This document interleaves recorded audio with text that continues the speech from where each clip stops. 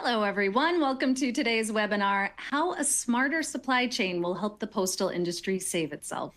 We're excited you could join us. My name is Annie, and I'll be giving you a quick intro of our speakers and then handing things over to Bob from TMX Transform to guide the discussion. So today we are going to do a deep dive on the biggest challenges facing the postal industry and how modernizing infrastructure and processes can help overcome them. We are thrilled to be joined by our speakers, Bob Black, Non-Executive Director at TMX Transform, who will be leading our discussion, Alistair Cochrane, CEO at Royal Mail, and Rod Barnes, Executive General Manager of Network Operations at Australia Post. But before we get started, I have just a few housekeeping items. Please note that the slides will advance automatically throughout the presentation. To enlarge the slides, click the Enlarge Slides button located in the top right corner of your presentation window. If you need technical assistance, click on the Help widget, which is located on the bottom left corner of your console.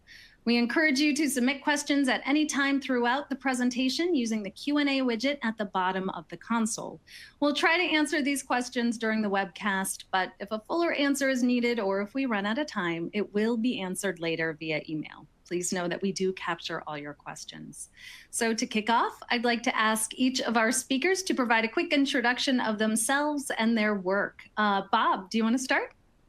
Yeah, thanks, Annie. That would be great. Thank you. Yes, so 40 years in the transport and distribution business. Originally started with TNT back in the early mid-80s. Worked for them for 30 years in most role sales and enablement transformation operations in all geographies in Europe, the Americas, and in Australia. I finished up with them as the CEO of Australasia based in Sydney, where then in 2014 I moved over to Australia Post as Group COO, responsible for a $2 billion transformation of that business to take it from a legacy letters business to the market-leading parcel delivery business in Australia. 2020, I repatriated back to the UK, handed the reins over to a very capable Rod Barnes at Australia Post. And for the last 4 or 5 years, I've been working as a consultant in the sector across all transformation, operational efficiency, and some M&A. So thank you. Thank you so much, Bob. Alistair, how about you? Yeah, oh, thank you. This is going to sound a bit like Bob, really. I'm 40 years in the parcels and logistics industry, 28 of that spent at TNT, finishing up as Managing Director UK and Ireland from 2010 to 2014. Left TNT, joined the first time of coming to Royal Mail, actually joined Parcel Force, which is the largest side of what Royal Mail does here in the UK. Left there after a couple of years and went to join Whistle, the first time of me really getting involved in the letters part of our industry. 5 years there, joined Royal Mail then in 2023, just at the end of, as Chief Operating Officer, and I've now been CEO for Royal Mail for the last 3 months. So fairly new into this role. What's happening here, the transformation of a business that's very, very steeped in history in the letter space and transforming more and more into a parcels business and dealing with increased competition in our market. Great, thank you so much. And Rod, how about you? Yeah, thanks, Annie. I think we're following a bit of a pattern here. Also 40 years in the industry and started through what was TNT back in the day with 19 divisions and the Ansett division and air freight. When TNT changed to the Dutch ownership, I think it was 96. And then from there, as Bob, very much the same, sort of followed Bob through his career. And now I'm sitting in the same chair that he occupied, as he mentioned. Australia Post is going through another transformation, just having recently received some government reform initiatives that we're busy implementing. So nice to be here. Thank you. Thank you so much. And now I will hand it over to Bob to lead our discussion. Brilliant. Thank you, Annie. That's really kind of you. So maybe let's kick off nice and easy. We're sort of well-versed in it, 40-year veterans. And in today's environment, things that have changed is everybody expects things right now. There's no time to wait. So what are the most urgent challenges facing the postal and parcel industry of today? And how are these challenges impacting the retailers, the manufacturers, and the consumers and yourselves alike. Maybe Alistair, would you like to kick us off? Yeah, sure. Thanks, Bob. Look, I think in my space here in the UK, capacity is definitely exceeding demand. There's a lot of competition in the space, as I think I mentioned just recently. And what that means is that price and the price point in the market is artificially keeping the price low. So therefore, when you're looking to transform and build your business into that parcel space, and then I think meet the demands that we're seeing from the recipients, the customers, whose expectations have materially changed, I would have thought, in the last few years. They want greater visibility. They want things there a lot faster. So the expectations within the market have changed. We're having to adapt to that, making sure that we can meet the competition and also meet what the customer is really looking for. Out of home is becoming more and more of a feature. The UK, I'd say, is probably a late adopter to out of home. And of course, a lot of us, all of myself and the competition, are really, really fighting hard to make sure that we dominate in that space. So things like lockers, digitized postal boxes, and looking at drop-off points around the country. We've got 24,000 now drop-off points. If I went back 3 or 4 years ago, we would have only had the relationship we have with the post office, and it was half that amount. So the change that we're actually seeing and the demands that are being put on us to make ourselves a lot more convenient. Convenience is becoming more and more of a play. So the easier we can make it to transact with us, I think, is some of the key changes we're actually seeing in that space. Yeah, thank you, Alistair. And Rod's similar, I guess, in some ways. Yeah, thank you, Bob. I think I'd like to echo a number of the same points that Alistair raised. I think for many postals, and I was at a forum recently with 16 organisations in Europe, and all but one still had a government CSO or a community obligation towards letters, and 9 of those 16 had an obligation in relation, or some sort of obligation in relation to parcels. And I think that's a big consideration and challenge for postal organisations as we try and get our stakeholders on this journey, in some cases our unions and obviously our team members, for the change that's required. And as Alistair's pointed out, the disruption in the market is very stark. We had a survey here in Australia just come out last night that's showing the power of these dominant marketplaces and how they're increasing their spend by over 20%, and that's impacting Australian retailers. So some significant challenges there. Mm-hmm. Yeah, it's interesting. The conversation does go around this e-commerce and more driven by the consumer now. I mean, if we went back 20 years, traditionally you had your mail businesses, and outside of that it was your logistics, B2B, fulfilling store requirements, getting it from manufacturers to store or consolidation point, which was actually quite an efficient and cost-effective way of delivering goods. In the last 2 decades, and it varies between different geographies, probably US, UK, Europe, earlier adopters in e-com. Australia, certainly a late adopter in e-com, probably more around 2012, 2013. But in those 2 decades, the transformation's been actually more accelerated because of the consumer demand. So how have you had to reshape your network, and how, more importantly, have your customer expectations changed over that period of time as e-com has become a big driver? And like I say, the marketplaces, the Temus, the Sheins, that are really sort of dominating that fast fashion and consumer demand. Alistair, let me start there. I think that Amazon has always been a feature here in the UK and of our marketplace. In considering what their scope and what their reach was, they could create merge in transit. So they could have items that were being collected from multiple warehouses but delivered to the single point of delivery as one. So Amazon has really been the feature, but in recent years, I'd say that's where you've seen the Chinese import has really, I think, exploded into our space and making us have to think a lot faster in regards to how we transfer and adopt to that volume as it's coming through. So once it's cleared into the UK, the Sheins, the Temus of this world, they actually want that delivered to their recipients. And of course, It's on a 48-hour service once it hits the UK, but we're now even being pushed for a 24-hour service. So I'd say that if I go back about 5 or 6 years ago, the volume we'd see coming in from an import perspective would be relatively low in regard to the Chinese import. Whereas, and I'd say, you know, up to about 5%. The volume coming in from China now is up to about 15% of our total volume coming into the UK.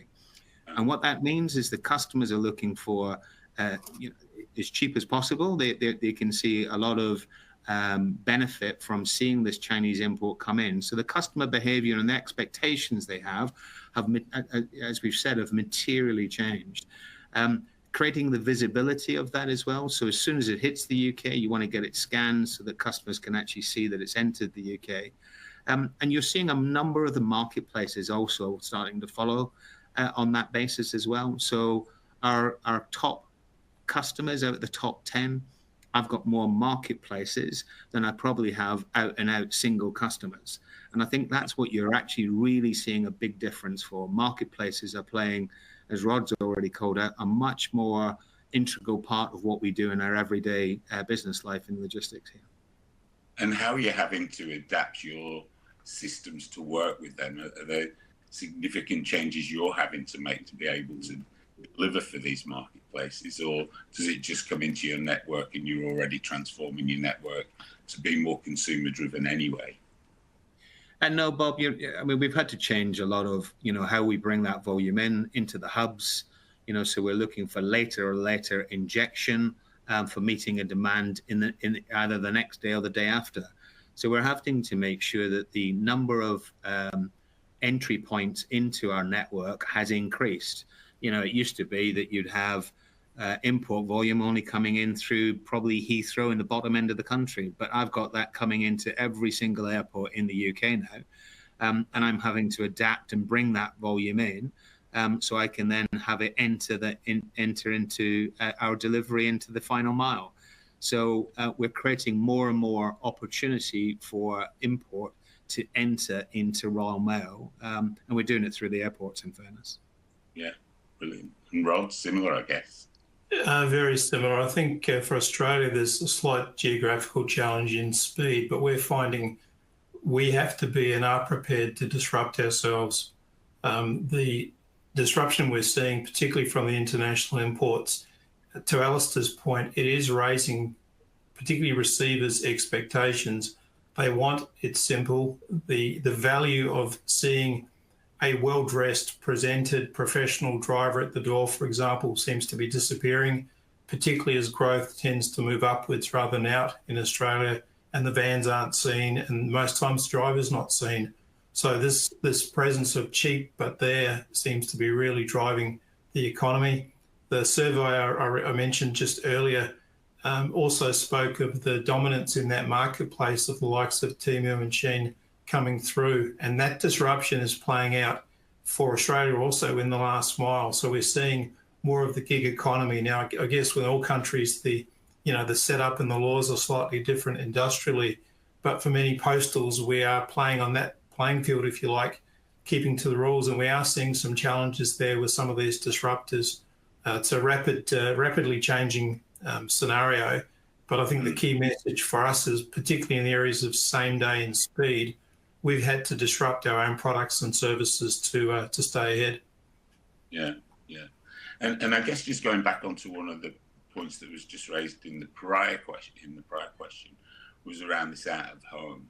And not yet in Australia, but Vinted in the UK and Europe is a significant country. So it's pre-used, pre-worn, pre-loved items being shipped between consumers, so C2C. So we've gone from B2B business to a B2C business.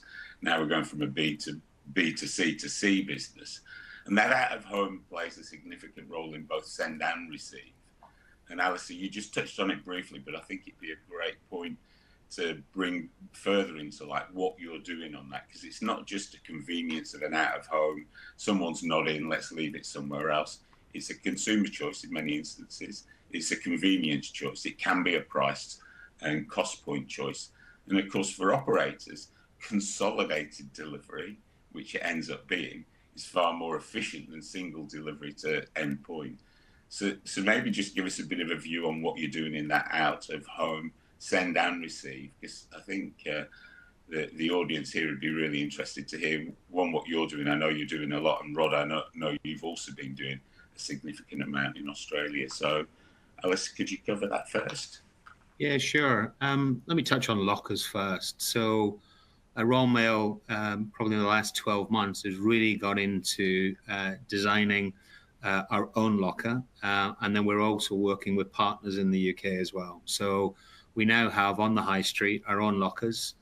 So customers can now transact. We've got, it used to be you just have a return going into locker, but I've actually got deliveries now being posted into lockers as well. So it ends up being that two-way. And as Bob, as you've already called out, from a delivery perspective, you're delivering multiple items to a single point. So the economies of it really do work out. You can only build your lockers so quickly because, of course, you've got to get the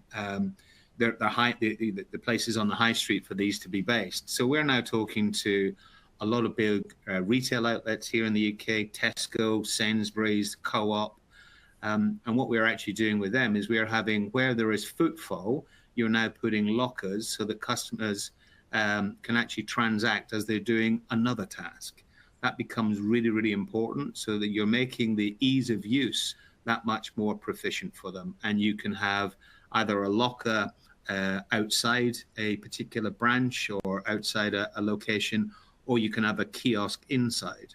What we're also doing as well, we've got 115,000 post boxes. This is where customers, up until now, we would have posted their letters. We're now digitizing those post boxes. So we'll have on ground this year about 5,000 of these, got a solar panel on the top. We take the door off and we reinstall a door, which you can drop packages off on returns. You can come up with a barcode, show the barcode to the pillar box.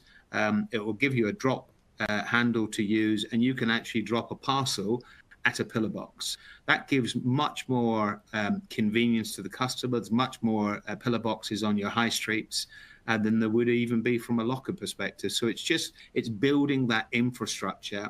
And then, of course, we've had the post office on post office counters that we have as a counter-based transaction where you can transact with a customer both on returns or even sending consignments. We've now got Collect Plus, which is local shops who are building that capacity. So Vinted, we have a very strong relationship with Vinted now because we're giving the customer the choice that Vinted want to give their own customers. So it is a big race at the moment in making sure that you've got the hardware on the street to make sure that you can transact and make both the sending and the delivering of items that much swifter. And it then means the customer doesn't have to wait in all day as well. They can actually do this at the time that works for them rather than waiting in for a delivery to the door. Yeah, brilliant. Thank you. Rod? It's interesting you spoke about re-commerce in Europe a few months ago. I really noticed just how much that has grown and become a significant player in e-commerce overall. In Australia, still very infant, and as you said, most of those major providers are yet to set up. So it's one where you get a little bit of hesitation from Australian businesses, but surely we do see that as something that will grow to possibly 5 to 10% of market. So something for us to definitely watch. Again, following on from Alistair, the out-of-home process or the locker growth is one that's particularly challenging in finding the right location. And we've had to put considerable dedicated resource to focus on that. That's the only way we can really secure these locations. We've had a little bit of success in particularly high-rise apartments. So using our data and looking at those areas where we've carded or we've had consumers that haven't been home, we've picked apartment blocks, gone in there with probably 400 to 500 residents in those establishments and put lockers in a closed community. And we've taken a bit of a gamble there because clearly, as Alistair says, we would love more in the high streets and more of those public access places where they can do two things. But we are seeing really good response from those apartment owners, particularly also for drivers. And I think, we come back to the first question, cost to serve is such a crucial element in competing in this business at the moment. And out of home probably offers, particularly for postals and those on level playing fields, as I said, the best option to bring that cost down and also give that 24/7 security for consumers. So we're certainly seeing that demand grow. We're seeing the rate of lockers improve. We've got to do more with the use of our data to improve the utilisation and also first time at locker. In our recent peak over Christmas, I like to think we had a very successful peak, but the one customer sentiment we probably suffered on was that customer experience when they weren't at home and still in Australia, they go to a post office to collect their parcel. If there's problems with parking, if there's a queue or there's a busy moment for them, it just adds salt into that wound, so to speak. So that's one for us where lockers will certainly aid us there, but there needs to be a bit of a balance. So again, for us, it's really to get in quickly, get in those locations we can, I'll call it be first adopter, and then the economics, we have to really work hard to make them play. Yeah. It is such a significant part. And of course, we also see an emergence of kiosk as well, where a lot of retailers have kiosk in store. So they're already taking their own returns back because they'll have a network fulfilling their own retail store network. And they'll bring in kiosks, drop them in, a doorway or an easy to access place where consumers can come back, drop into kiosk, consolidated returns again for that retailer, and enables them to really drive down their own cost base in doing it. And interestingly, through that conversation we've talked, and through transformation in general, we talk a lot about infrastructure, and we talk a lot about the fixed asset. My own experience in that is we were able to drive out fixed asset and infrastructure quicker than the technology could keep pace with us.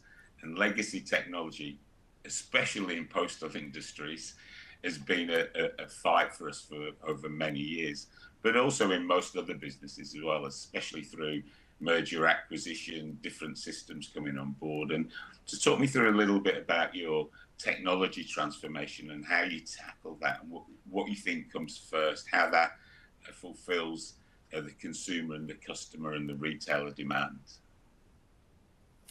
I might take that one first if you want, Alistair. Just, I think you're right, Bob. I think for many postals, particularly when you get in a room and you talk through the legacy systems, Standing Australia Post no different. We have tens of systems that in some cases are over 20 years old, and we're trying really fast to get them to talk to each other.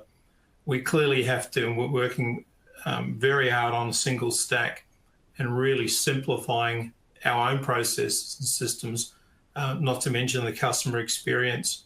In some cases, we started a few years ago, we were taking our customers somewhere 20 to 30 days just to trade with us and take that time to move through. So all those experiences, right from wanting to do the deal in the first place, becomes a big factor.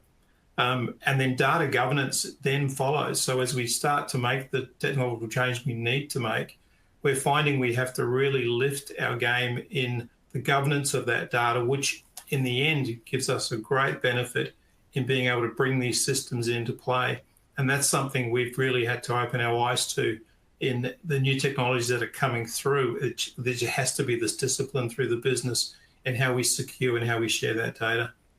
I think you've said before, Rod, that, you're data rich, insight poor, if you like. So it's how do you bring all that data together and actually drive the insights? We're talking about it in out of home, but it's across the whole piece, isn't it? It's not just in out of home or pick up and delivery. It's around, what are your customers trending? How can you get more consolidation? How do you drive efficiency? How can you service their needs better through gathering all that data? And it's coming from multiple sources. So it's a really good point. Data rich, insight poor is something that I think most companies are trying to address, not just in our sector, but across the retail and manufacturing sector too. I think, sorry. Oh, go on, Rod. I think for us three oldies on this discussion at 40 years of service, I can remember when I first started in the business, the freight leader or the logistics leader was incredibly experience savvy. There was a gut feel, and data was the support mechanism for decisions. Now we're finding we really need to pivot to a new style of leadership where data is driving that decision, supported by good leadership in that gut feel. And that's something in our business, particularly with not only legacy systems, but with respect, people that have been in our business for decades that need to also learn to adapt to that transformation. And we're certainly seeing that when we put our leaders with the businesses that are offering that level of technology and change. It's a big step change for them to also adapt. Sorry, Alistair.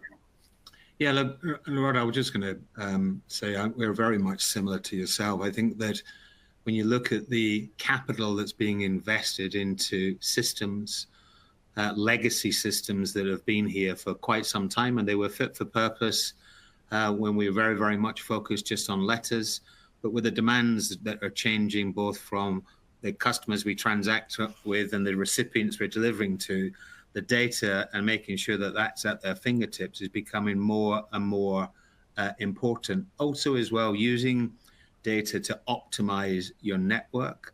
We've already mentioned here that the margins we operate now are razor thin.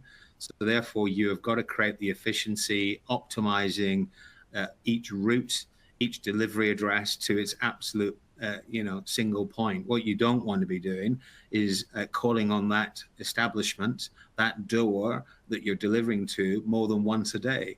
And if you can then use data to bring all of those, if you've got multiple items delivering to a door, you need to make sure that you're actually transacting with that door once. You don't want to be transacting multiple times because you're just driving cost into your business. And that is where data and infrastructure, being able to understand where letters and parcels are right to be together, but where parcels on their own need to be delivered separately as well. So you just need to make sure you've got that balance. And to me, data and data insight is the way that you drive that, is the way that you create that optimization, that single view, both for the customer, but also for you as an operation. Yeah, I think really important. You talked earlier about customer visibility, but actually company visibility, operational visibility, using that data to ensure decisions are being made for operational efficiency and for consumer benefit is really key. So I think that's a great point. And I mean, just leading on from that, we've talked a lot about the transformation and the data transformation, technology playing an enablement piece in it all.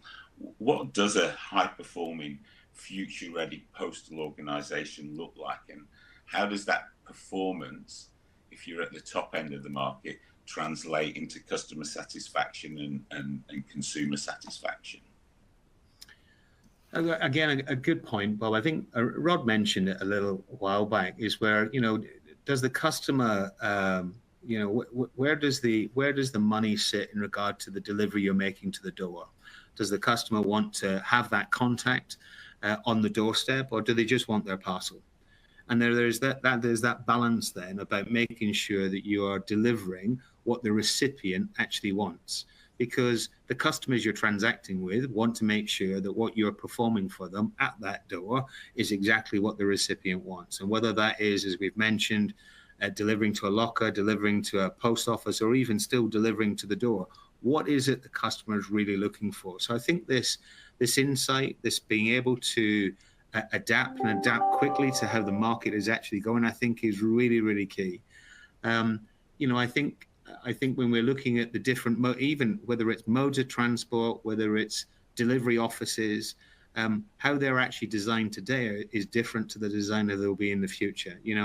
I spend a lot of my time talking about automation. How do you automate, especially in the middle mile of your interaction, your network? How do you automate that? How do you make it as efficient as it can be, offering the customer the latest entry point into your network that still gives them the access to deliver to their customer the following day? And I think next day and same day are becoming much more of a play than 48 and 72. Customers really do want to, once they've ordered it, they actually want it at that door. So I think that's what's key, Bob. I think understanding and being able to adapt what the recipient is looking for and making sure you're gearing your network to have the ability to deliver upon that.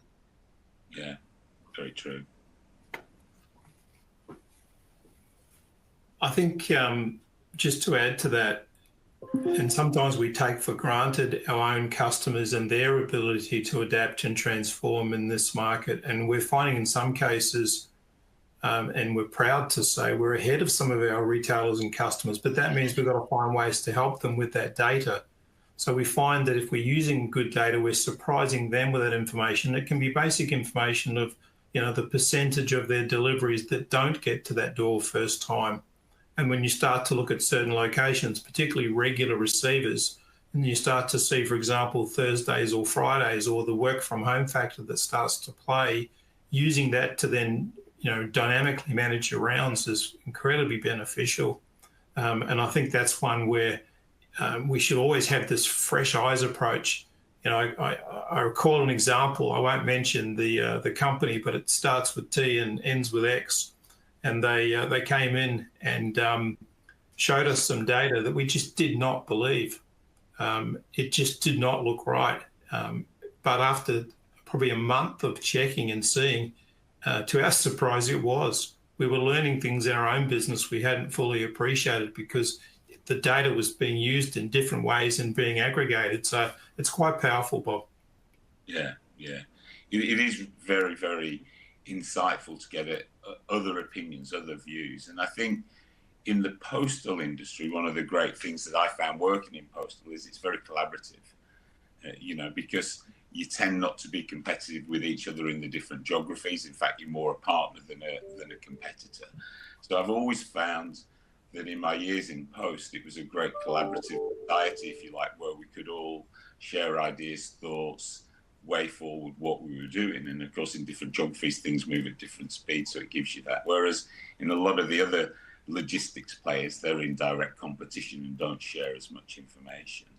But it's, I think, collaboration, outside in looking. Dare we mention that word consultancy, and consultants from time to time coming in and giving that different insight just helps you think differently, because you can get narrow vision working inside a problem day in, day out.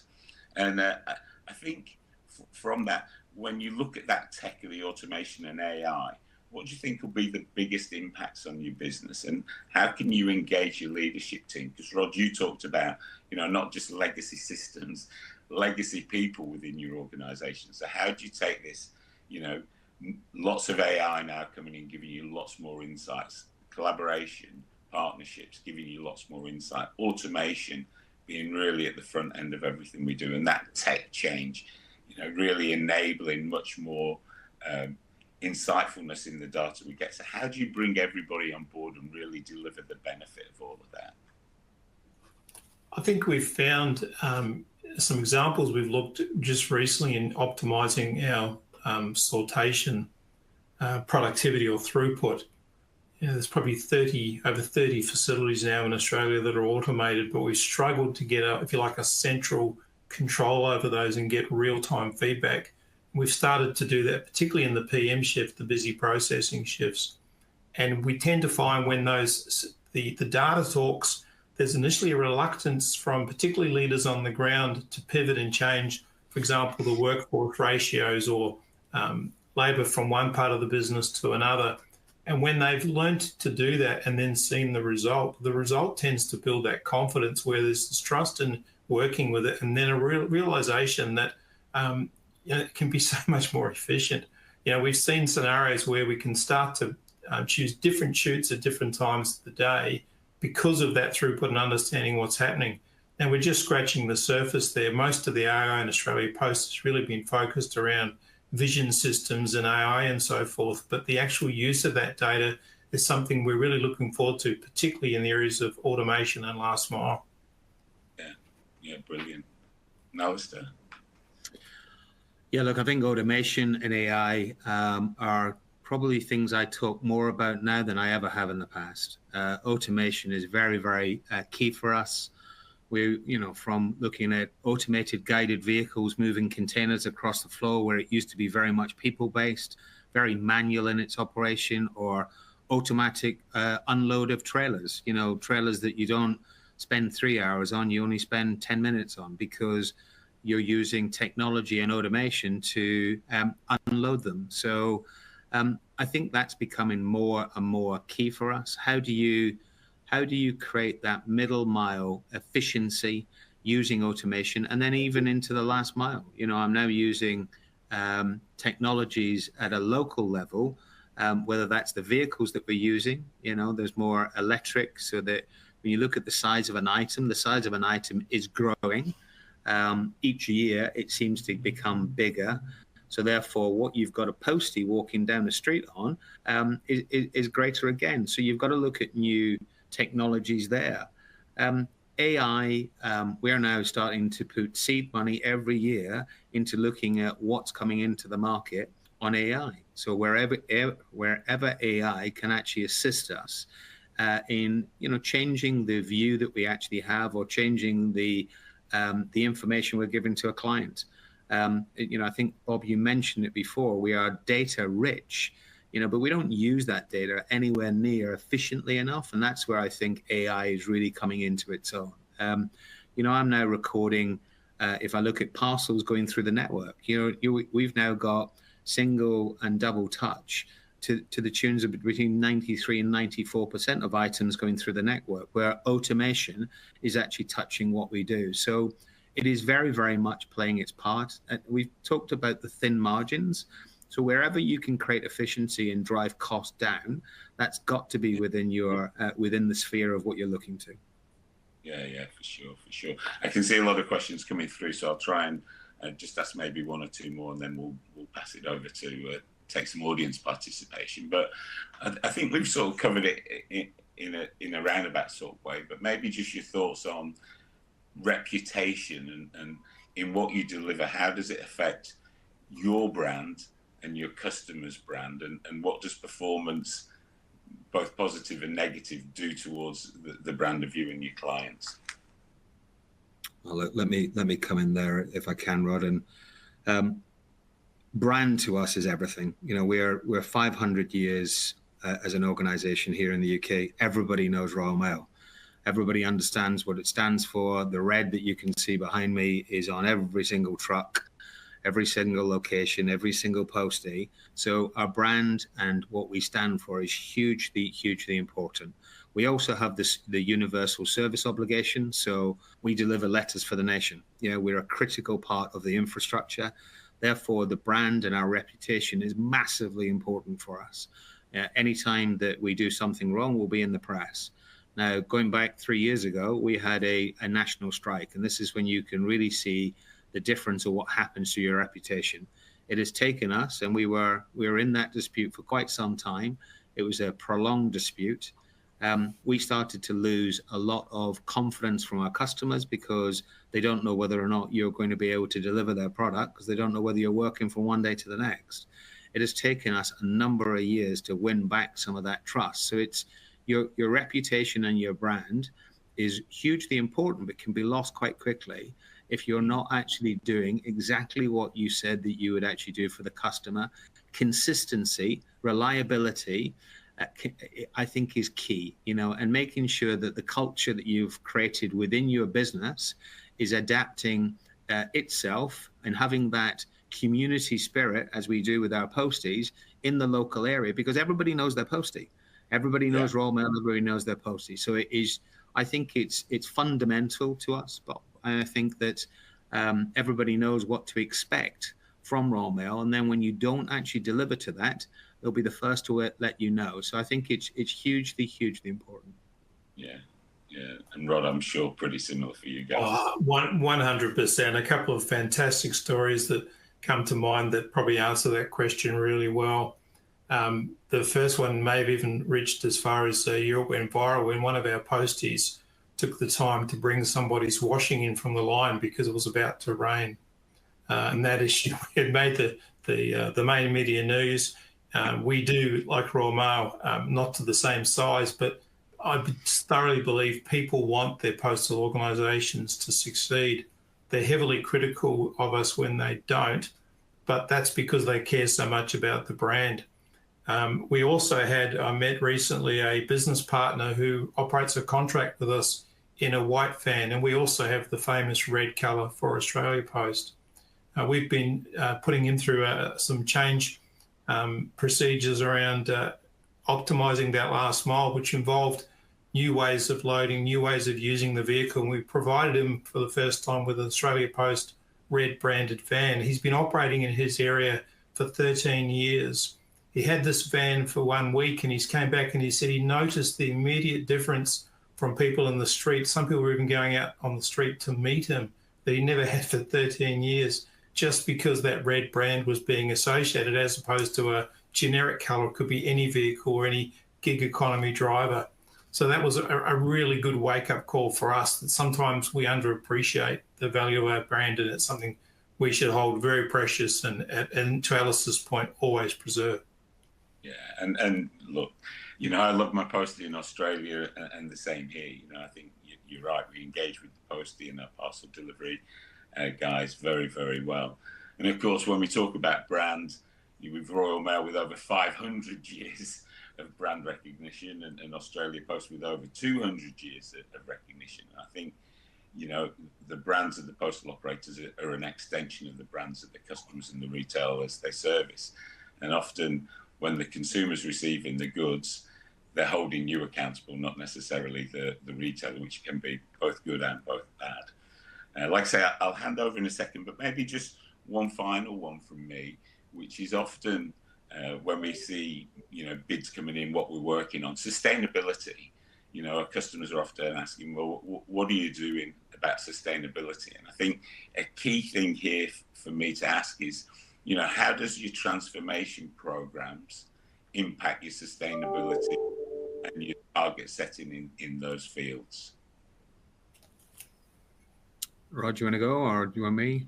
Yeah, happy to, Alistair. I think particularly from an Australian perspective, sometimes, particularly when I'm travelling through Europe, you are reminded we have a fair way to go still in Australia with challenging and making that change. We're certainly seeing other countries step up quite fast. The infrastructure and the distance makes that particularly challenging. We have done a good job, particularly in vehicles, but we are always finding it hard to make it work economically. So I suppose the way I'll answer that really is being prepared to challenge positively. We have seen over the years the technology improve to the point that those economics get much better, and we're starting to see receivers and senders willing to pay for sustainability enhancements. It's been a real battle, with making innovations, whether it's with separate aviation gas and fuels and so forth, biofuels. The electric light vehicles are really now, we're starting to see coming close to par with combustion performance and productivity, but still a big gap in some of these larger vehicles and some of the tech there. But again, I think it's on us to just keep pushing and pressing, and each year we just see it getting closer and closer. It's particularly a significant challenge for Australia with distance and infrastructure for things like charging, but in solar, it's another stage where we can actually make advances. And one of the legacies that you left in the role has been continued now is solar panelling on all of the major facilities we build that can power this sorter. So certainly good progress in that area. Fabulous. Yeah, look, and I'd just echo what Rod said, really. We spend a lot of time in this space. We have the largest fleet in the UK, but we also have the largest electric fleet in the UK. And we've continued to invest in that as we grow and replace vehicles. We always do the comparison to whether or not you go fuel for core fuels or whether you go electric. Biofuels we use right the way across the network. I've got the first 8 motive units coming into the network, which are going to be electric. So we're trying those changes, I think, as the new technologies are brought forward to us. But I do come back to creating the efficiency, whether it's in the middle mile or the final mile.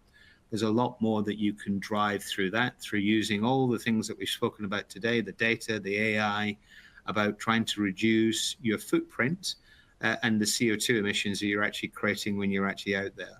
I do agree with Rod. Customers will pay more if they think that you're creating sustainability in what you're actually doing for them. I have a lot of customers who want to know what the CO2 and what the footprint is of a delivery from, pickup to delivery right the way through. So that becomes more and more of a requirement that customers want to see what we're actually doing. So you have an obligation both to the country and what you're actually doing. You have targets that you need to reach from a governmental perspective. So we're spending a lot of time in making sure that we create that the correct environment for us to operate in. Yeah, brilliant. Well, look, we've got 10 minutes to go, and I know Annie's biting at the bit to get a few questions. I'd just like to thank you for your candid time and approach. 40 years in it, and I'm still learning. We're all learning all the time, which is fantastic. I take away collaboration's key, continual development of what we do, sharing ideas and insights, and actually just building on the fundamentals of our great postal networks to deliver an amazing experience to our clients. But really thank you for your candid approach, and let's take a few from the audience, Annie, if we can. Of course, and thank you all so much for that wonderful discussion. We had some great questions come in. Someone wants to know, do you have some specific initial steps postal leaders should take to assess their network and spot the first areas for optimization or automation? Rod, do you want to start us off on that? Yeah, thank you. I think one of the things we are busily working on is the network mapping or a digital map of our business. And that is providing immense insights and some wake-up calls, to be frank. But one where you're spending the time. I think it's the old adage of, define the problem and understand the problem before you try to solve it. So I think for us, the first stage is really building a map of our network and starting to see how we actually operate when you look at the data compared to the thoughts and I suppose the assumptions that have happened, or the fact that we just see the vehicles and the planes moving through those sectors, but not actually understanding the true data that's on them, for example, or the connections that are following from one line haul. And it was a surprise to us when we started that journey, just the immense amount of data points. If you think of each scan as a data point, whether that's from pickup to aggregation on line haul to delivery, you get into a situation where even the provider we were engaging needed to increase their server space to make that operate. So it's certainly one for us that is a journey where we are really keen to continue. Great. Anyone else want to jump in on that before I move on? Yeah, sure. Look, I can add to that. Look, we're all letters businesses trying to create ourselves as a parcels business. So I think that when I look at the first steps that we actually look at is how often, I think we've mentioned it in some of the questions for today. How many times do you go down the same street? How many times are you going down the same path? Understanding how that final mile makes itself, and then optimizing that as best as you can. That it gives the difference between having combined parcels and letter deliveries versus parcel on their own. Our customers want significantly later times to inject their volumes into you, which means you've got multiple flows coming through to final mile and delivery through to delivery offices. So therefore, that's where I would start, build it backwards from there. Creating the middle mile or the collection should be the easier part, because you've got people who can help you on automation or building facilities. But getting that final mile right, I think, is absolutely critical to designing what your network should look like, the number of locations you need, what the stem mileage is from point of injection to point of delivery, I think is equally as key. So that's where I would start if I was. And I'd just add to both those comments, Annie, that I think having that clear structure and design, knowing what your strategy is and what your process for transformation is, the key then to delivering that is your people. So it's actually making sure that your teams right across the board are on that same journey with you, that there's no hidden agenda. You're making a lot of change. And we know that our teams get nervous when you're making change if they don't know what it is or where you're headed. So I think taking your people on that very same journey with you is so fundamentally key in any transformation. Get them on board straight away and you sail through it. Offside them and you've resistance. Great, thank you. And someone wanted to talk about this last mile concept, so I'm going to ask that question next. Alistair, do you have examples of use cases for AI in that last mile or the postal network in general?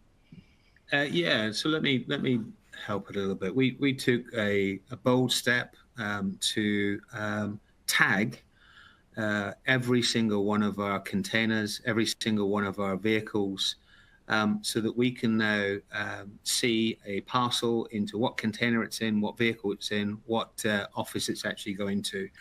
What that does through the AI and the technology that sits above it is then give our delivery offices a view of what volume is actually coming to them, and individual parcels are actually coming to them. So that's where you can then get your resource to demand right. So all too often we have to wait until we see the vehicle arrive before we're then deciding what we're going to do with those resources. As Bob already mentioned, making sure that you've got your people on board and the right people in the right place at the right time is critical to make sure that you are set up for success. And that's where AI, in terms of giving you internally that visibility, even before you give it to the customer, is equally as important. And then giving that tool set to your people, to your managers in the business, so they can use that insight to assist them in delivering what are, in a lot of instances, very, very busy facilities. So whatever you can actually do with them, whatever tools you can actually create for them, and AI really does play its part to actually give them the steps that should be taken in making sure you've got that right person, right time. Great. Any other notes on that before I move on? I think, Annie, just a couple of things. I think last mile for us, we really tried initially through safety to see those enhancements. So we're still in Australia operating over 2,000 motorcycles, but all of the three-wheeler vehicles are all fitted with 360-degree cameras. And we're starting to use those vision systems to recognise hazards and dangers, and that automatically sends a notification to the team leader in the facility that a bike has tilted or that a bike has come under some I guess an accident, for example, or maybe in fact breaching local road rules. And then the other thing we've seen, that not so much in the last mile, but particularly in the facilities with AI technology specifically, is recognising humans in the way, or more than, for example, 3 metres from a forklift. When we first started that journey, the learning, it was pegging things like bollards and walls that it thought was humans. But over the time, that learning and that training, we've now got to a point where we're getting over 99% accuracy of it picking a human in any circumstance, and whether in fact they've breached that exclusion zone at any point in the facility using all the other security cameras. So that's been a massive safety benefit in what is probably the most dangerous operation of vehicles in the warehouses. Great. Okay, we have time for maybe one more question. Someone wants to know, if we're already running on slim margins, what are some smaller optimizations we can make now and build on as we go? Alistair, do you want to start us off? We just have a couple minutes. Yeah, sure. That's where, to me, this is where the automation comes into its own. And not being too quick to jump at the first shiny thing that comes across that can actually drive your cost down. I think making sure that whatever technologies and automation you're actually looking to purchase are absolutely fit for purpose and are going to give you what you're looking for within your business. To me, making sure that you've got that push through from the middle mile through to the final mile. I keep saying, the biggest benefit you can have is to optimize that final mile, because that's where a lot of your cost sits. But technologies that actually sit in the middle, making sure that you offer the late sortation times and getting it pushed through into your network is really, really key. But, not opting for the first shiny thing, do a lot of study. As Bob's already called out, speak to some consultants. They can actually come in and assist you because they've seen this be adopted in a number of other organizations. And I think, share best practice wherever you can. Right. Any other notes on that? I totally agree. I think momentum builds confidence, to your point, and starting where it's small, and particularly bringing that confidence through the leadership, whether that's through lean programs or other things, to spot and use that technology. People are more than happy when they get a success to share it with the team, and they're the ones that come up with the great ideas. And I jump on the back of that, Rod. I was going to say, you know, in my experience, it's a game of inches. If you can get the team doing lean programs, really inspire them to look at for their own small programs of work that just make a tiny bit of difference. But when you've got workforces of 50,000 or 150,000, if you've got that team engaged, every penny or cent they're saving adds up to a huge amount at the end of the day. So start, but you know, get your team engaged. It's a game of inches. Pull it through and really make sure you leverage every opportunity that you've got in the organisation. But spot on. Yeah, really good. Great. Thank you so much. And that is all the time that we have for today. I'd like to thank our speakers, Bob, Alistair, and Rod, for a great discussion today. We appreciate you sharing your insights and your expertise with us about the big challenges facing the postal industry today and how postal leaders can start transforming their operations. And I would also like to thank our audience for joining us today. We hope to see you again soon. Have a great day. Thanks, Annie. Thank you.